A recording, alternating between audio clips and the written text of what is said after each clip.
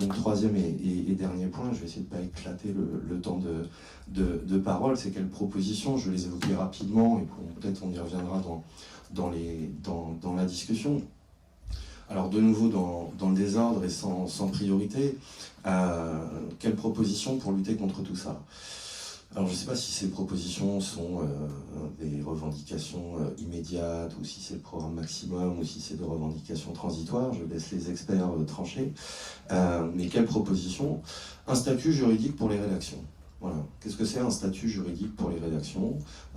C'est de dire que dans chaque média, il doit exister une entité juridiquement reconnue au sein de laquelle sont associés l'ensemble des journalistes, voire l'ensemble des salariés de ce média, qu'ils soient en CDI, en CDD, qu'ils soient précaires, qu'ils soient titulaires, qu'ils soient pigistes, qu'ils ne le soient pas, qui soit un lieu dans lequel est discutée l'orientation du journal, un lieu du journal ou du média, hein, ça peut être une radio, ça peut être une télévision, un lieu dans lequel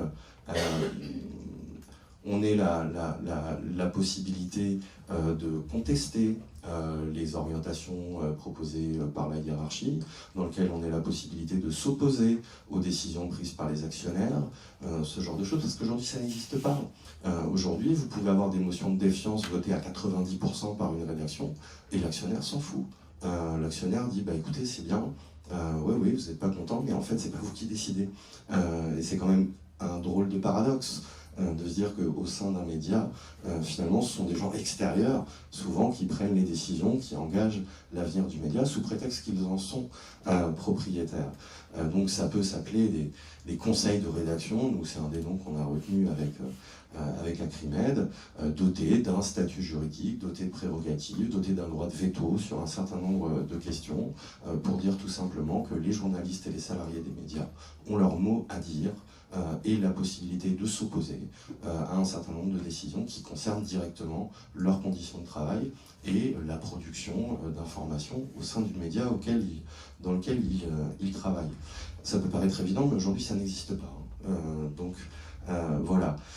Deuxième chose qui pourrait être évoquée, c'est la question des lois ou d'une législation anti-concentration qui existe, qui devrait exister, c'est un serpent de mer, mais c'est dans le film Les Nouveaux Chiens de Garde où vous avez un extrait, et c'est pas le parti bolchevique, c'est le parti socialiste, à l'époque, à l'Assemblée nationale, qui dit, voilà, nous ne laisserons pas les médias aux forces de l'argent, voilà, et donc, anti-concentration, qu'est-ce que ça veut dire anti-concentration? Ça veut dire que la carte du Diplo et d'Acrimed disparaisse. C'est-à-dire que ce ne soit pas possible que des groupes puissent posséder des médias. Alors après, c'est possible que des groupes possèdent des médias. Il faut que je finisse cette phrase, parce que si elle est isolée, je vais avoir des problèmes. Mais qu'il n'est pas possible que des groupes soient en situation de monopole ou de quasi-monopole. Ce n'est pas possible que des groupes puissent posséder des médias radio, télé, journaux, et avec ce qui se développe de plus en plus, avec Niel ou des gens comme ça, possèdent aussi les moyens de diffusion, les tuyaux. C'est-à-dire que quand vous possédez le média qui a le site internet et que vous possédez aussi l'accès à Internet, ça devient très compliqué quand même pour essayer de s'opposer à ce qui peut se passer dans ces médias-là. Donc contre les concentrations, c'est-à-dire de limiter le nombre de médias qu'un groupe peut posséder, limiter la possibilité de posséder des médias et dans l'audiovisuel et sur Internet et dans le papier. Voilà, mais ça pose la question, j'y reviendrai en conclusion, ça pose la question de s'attaquer à la propriété privée. Voilà, et c'est une question politique, s'attaquer à la propriété privée. Dire tout n'est pas permis, en fait. C'est pas parce qu'on a de l'argent qu'on peut tout s'acheter. Voilà, donc limiter les concentrations.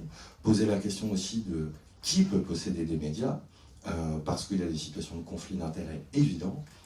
C'est-à-dire que quand on possède des médias et que dans le même temps, par exemple, on est une entreprise qui passe des contrats avec l'État, comme Dassault, ou comme d'autres, ça ne va pas sans poser une série de questions aussi. C'est-à-dire vous avez des contrats et des revenus qui viennent directement de l'État, et dans le même temps, vous êtes propriétaire d'un média privé, donc on peut imaginer que le média peut servir de moyen de pression pour obtenir des contrats, on peut imaginer que etc., je vous fais pas un dessin, et c'est même pas on peut imaginer, lisez Le Canard enchaîné, lisez un certain nombre d'ouvrages qui portent sur ces questions-là, on se rend bien compte que posséder un média, pour un certain nombre d'industriels ou de grands groupes capitalistes, est un moyen de s'acheter une influence politique et de s'acheter indirectement des contrats qui vont pouvoir servir le reste, on va dire, du groupe en dehors du simple secteur médiatique. De même que se pose la question de ces grands groupes qui possèdent des médias, mais dont l'activité médiatique, finalement, est une activité marginale. C'est-à-dire que vous prenez des gens comme Bolloré. Bolloré, il s'en fout, il peut couler Canal+. Ça représente quasiment rien dans le chiffre d'affaires de Bolloré. Quand Bolloré achète Canal+, il achète une marque. Quand Bolloré achète Canal+, il pense Afrique. Il pense au développement de Canal+ en Afrique et en quoi ça peut le servir par rapport à ses chantiers de construction, les ports, les voies ferrées, etc. etc. Et y compris le problème qu'on a avec un groupe comme Bolloré, c'est comment des grands groupes peuvent importer au sein du secteur médiatique les pratiques qu'ils ont dans d'autres secteurs. Donc il ne s'agit pas de dire qu'elles sont bonnes dans les autres secteurs, mais quand on décide qu'on va manager un média comme on manage une entreprise qui fabrique des ordinateurs ou je ne sais pas quoi, ça a des conséquences absolument catastrophiques sur la façon dont les salariés sont traités, dont l'information est considérée. Bon là, c'est une marchandise comme les autres, il faut la vendre, et puis basta.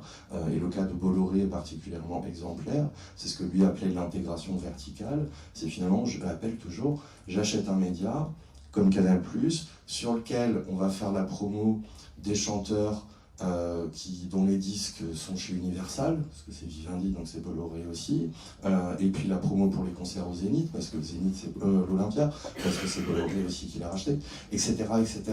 C'est-à-dire où le média devient un chaînon dans un ensemble industriel ou un regroupement capitalistique, où finalement il sert l'intérêt du groupe en lui-même, mais il ne sert absolument pas l'information et le public. Et deux dernières choses qui ne sont pas des petits détails. La question d'un Conseil national des médias. Voilà, parce qu'aujourd'hui on a un truc qui s'appelle le CSA, qui globalement ne sert à rien. Voilà, il faut le dire clairement. Le CSA parce que déjà son champ d'intervention est hyper restreint puisqu'il s'agit uniquement de l'audiovisuel. C'est-à-dire que par exemple sur Internet, rien, sur la presse écrite, rien. Quel mécanisme de contrôle, de tutelle, de supervision, etc. Rien du tout. Qui est au CSA? Ce sont des gens qui sont nommés par le pouvoir politique, ce qui ne va pas sans poser un certain nombre de questions. L'idée d'un Conseil national des médias, qu'est-ce que c'est? Un Conseil national des médias de tous les médias, c'est-à-dire de l'ensemble, y compris des médias de ce que nous on appelle le tiers secteur, c'est-à-dire ni le service public, ni les médias privés, mais voilà, des médias associatifs, des médias à but non lucratif, etc. Donc de tous les médias qui seraient chargés de réguler, de faire appliquer les différentes législations que je viens d'évoquer là, qui seraient chargés de contrôler aussi, de rappeler à l'ordre quand il le faut, et qui seraient composés de salariés des médias, de représentants des organisations politiques, parce qu'il n'y a pas de raison de ne pas avoir une représentation aussi sur cette base-là, et puis de représentants des publics de médias. Voilà, peut-être aux 3/3, c'est des choses à discuter, mais voilà, un vrai Conseil national des médias chargé de l'application, du contrôle, avec une participation des salariés des médias et du public, et pas seulement sous la tutelle des pouvoirs politiques. Et dernière proposition sur laquelle je termine, c'est un véritable service public de l'information et de la culture. Un véritable service public de l'information et de la culture, c'est-à-dire extrait des logiques concurrentielles où on ne considérait pas que l'information et la culture sont des marchandises comme les autres. On va dire oui, mais il existe aujourd'hui le service public. Sauf que le service public, enfin France 2, France 3, les radios, Inter, etc., sont dans une logique de concurrence avec le privé. Voilà, dans une logique d'audimat, dans une logique parce qu'il faut tenir, parce qu'ils sont sous-financés, parce qu'il y avait des débats, des vrais débats sur la suppression de la publicité sur France Télévisions. Ah, bah oui, d'accord, mais d'accord, il faut un financement. Et le problème, c'est qu'on a asséché aussi le financement du service public.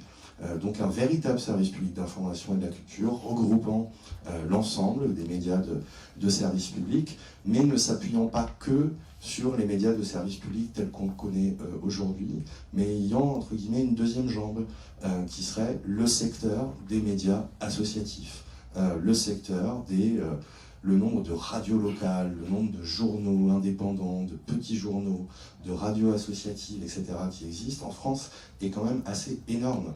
Sauf qu'ils n'ont pas de lieu, ou alors ils doivent s'organiser eux-mêmes. Il y a un truc qui s'appelle la coordination permanente des médias libres, qui regroupe une soixantaine de médias qui sont plus ou moins petits, mais bon, ça pèse pas suffisamment pour réellement changer les choses. Mais voilà, un service public de l'information et de la culture devrait aussi s'appuyer, être appuyé, favoriser le développement de ces médias, qui sont des médias voilà, à vocation associative, à vocation, etc. Je ne développe pas, on pourra y revenir dans la discussion. Et dernier mot pour finir. La liberté de la presse, parce que c'est un grand truc qu'on nous ressort tout le temps, la liberté de la presse, ça n'équivaut pas à la liberté des groupes qui possèdent les médias de faire n'importe quoi et de faire dire n'importe quoi à leurs médias. C'est pas ça la liberté de la presse. La liberté de la presse, c'est la possibilité pour les journalistes et les médias de travailler dans des conditions correctes et de pouvoir produire de l'information, diffuser de l'information sans être soumis aux pressions des pouvoirs publics, sans être soumis aux pressions des lobbies privés, des puissances d'argent, etc. C'est ça la liberté de la presse. C'est pas pouvoir dire tout ce qu'on veut n'importe quand. C'est un peu plus compliqué que ça. Parce que souvent c'est un truc qu'on nous dit à Acrimed, quand on dit un service public de l'information et de la culture, on dit mais ça va être l'ORTF, votre truc. Voilà, ça va être l'information monolithique d'État, voilà. Écoutez, l'éducation, elle est nationale.